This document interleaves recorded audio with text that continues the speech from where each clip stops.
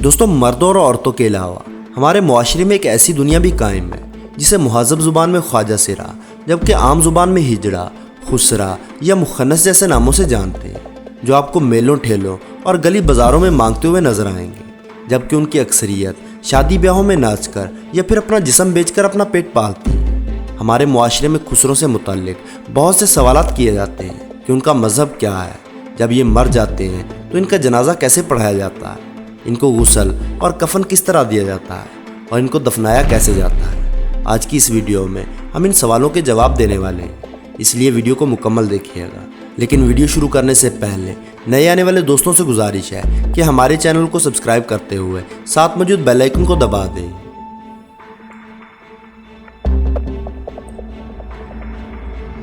دوستوں، ہمارے معاشرے میں خواجہ سرا ایک ایسا لفظ بن کر رہ گیا ہے جسے گالی سے بھی بدتر سمجھا جاتا ہے۔ یہی وجہ ہے کہ جب کسی کے گھر میں ایک ایسے بچے کی پیدائش ہوتی ہے جس کا تعلق تیسری جن سے ہوتا ہے تو اس کے والدین ذلت اور رسوائی سے بچنے کے لیے یا تو اسے قتل کر دیتے ہیں یا پھر اس بچے کو خواجہ سراؤں کے پاس چھوڑ آتے ہیں اور پھر وہ ان کی پرورش کرتے ہیں، جبکہ ان کی خواہش کے باوجود ان کے والدین یا بہن بھائی ان سے ملنے نہیں آتے۔ یہاں تک کہ جب یہ خواجہ سرا وفات پا جاتے ہیں تو تب بھی کوئی گھر والا ان کو لینے نہیں آتا اور ان کے کفن دفن کا بندوبست بھی وہ خود ہی کرتے ہیں۔ یہاں خواجہ سراؤں کے جنازے سے متعلق کچھ لوگوں کا خیال ہے کہ ان کا جنازہ نہیں ہوتا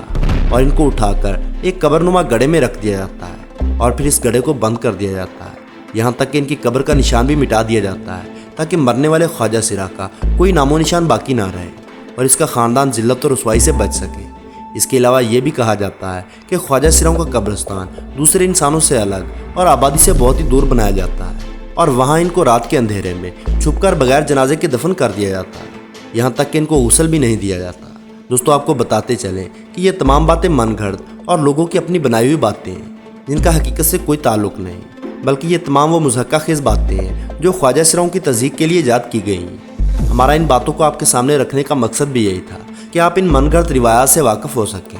اگر ہم حقیقی طور پر ان کے جنازوں اور کفن دفن کی بات کریں تو جب کوئی خواجہ سرا مرتا ہے تو اس کے ساتھ ہی خواجہ سرا ماتم کرتے ہوئے ٹولیوں کی شکل میں اس کے گھر جاتے ہیں اور راستے میں اپنے مخصوص کلمات ادا کرتے ہیں اور اپنے ساتھی کے بچھڑنے پر بلند آواز میں آہو فغاں کرتے ہیں۔ اس کے بعد خواجہ سرا کی میت کو غسل دیا جاتا ہے اور یہ غسل ویسے ہی دیا جاتا ہے جیسے ایک عام شخص کے مرنے پر دیا جاتا ہے۔ اس کے بعد اس کا جنازہ قبرستان میں لے جایا جاتا ہے جہاں اس کا باقاعدہ جنازہ پڑھایا جاتا ہے، اور یہ خواجہ سرا اگر بڑی عمر کا ہو تو جس طرح بالغ مسلمان کی نماز جنازہ پڑھی جاتی ہے اسی طرح اس خواجہ سرا کی نماز جنازہ ادا کی جاتی ہے۔ لیکن جب کوئی چھوٹی عمر کا خواجہ سرا فوت ہو جائے تو پھر دیکھا جائے گا کہ اس خواجہ سرا کی مشابہت کیسی ہے۔ اگر اس کی مشابہت مذکر کی طرح ہے تو مذکر والی دعا پڑھیں گے، اور اگر اس کی مشابہت مونس کی طرح ہے تو لڑکی والی دعا پڑھی جائے گی۔ دوستو، اس کے علاوہ خواجہ سراؤں کی ایک قسم ایسی بھی ہے جس کا معلوم کرنا بہت ہی مشکل ہوتا ہے کہ یہ مذکر ہے یا مونس، یعنی بالکل ہی معلوم نہیں ہوتا کہ وہ مردوں سے مشابہت رکھتا ہے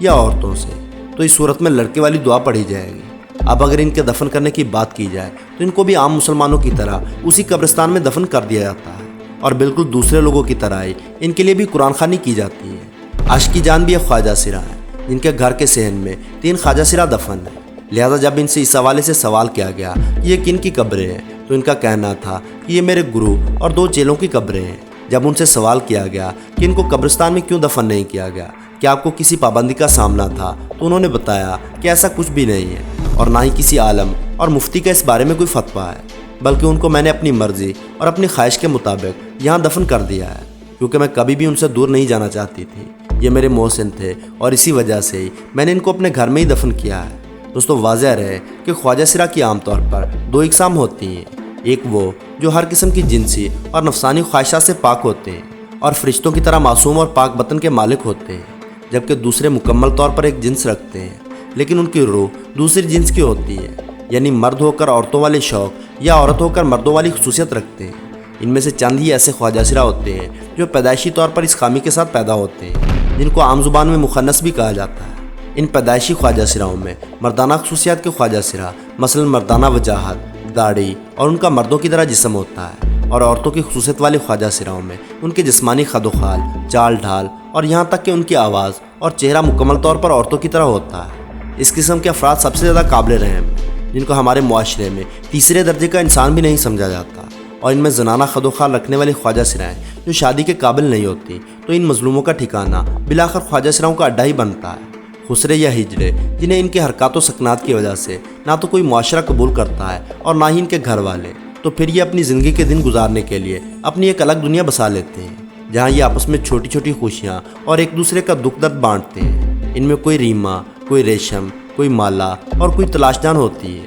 ان کے اپنے ہی رسم و رواج ہوتے ہیں جن کے تحت یہ اپنی زندگی گزارتے ہیں۔ یہ لوگ معاشرے سے کٹ کر رہنا پسند کرتے ہیں، خواتین کی طرح لباس پہنتے ہیں، مصنوعی بال اور آرائش حسن کی اشیاء کا بہت زیادہ استعمال کرتے ہیں، جو انہیں لوگوں کے درمیان قابل توجہ بناتا ہے۔ یہ لوگ عموماً ٹولیوں کی شکل میں رہتے ہیں۔ ہر ٹولی کا لیڈر گرو کہلاتا ہے، جبکہ جس گھر میں یہ رہتے ہیں اسے ڈیرا کہا جاتا ہے۔ یہ صبح سے شام تک شہر کی سڑکوں پر تالیاں بجا بجا کر ایک خاص انداز میں لوگوں کی جیبوں سے پیسے نکلواتے ہیں اور شادی بیاہوں میں بن بلائے مہمان بن کر آتے ہیں اور بچوں کی پیدائش پر لوری سنانے کے عوض پیسے مانگتے ہیں تاکہ اپنا پیٹ پال سکیں۔ یہ اپنی کمائی میں سے کچھ حصہ اپنے گرو کو بھی دیتے ہیں، جس سے گرو کا ڈیرا چلتا ہے اور وہ اپنے چیلوں کی فلاح و بہبود اور ان کے چھوٹے موٹے مسائل حل کرتا ہے۔ کوئی بھی گرو کبھی بھی کرائے کے مکان میں نہیں رہتا،